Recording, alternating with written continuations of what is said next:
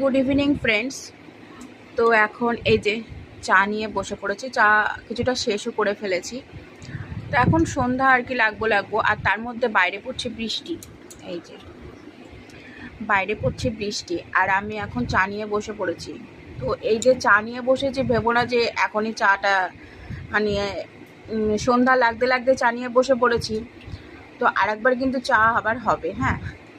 তো এখন আবার খুব ইচ্ছা করছিল দুপুরে, আমি সেইভাবে দুপুরে ঘুমাই না। তো ছেলে যে ঘুমাচ্ছে আর আমি এখন বসে বসে, বাইরে বৃষ্টি পড়ছে, জানালার কাছে বসে আছি, জানালার পাশে আমি এই যে বসে আছি, বসে বসে চায়ের সাথে সময় কাটাচ্ছি। এটা আমার মনে হয় প্রচণ্ডই দরকার। এটা আমি সত্যি কথা বলতে এখনও পর্যন্ত করি। আমি যখন চা আর কি খাই, তো আর কি এই যে জানালার পাশে বসে নিজেকে একটু সময় দেওয়া, সেটাই। তো এখন নিজেকে সময় দিচ্ছি আর এই যে চা।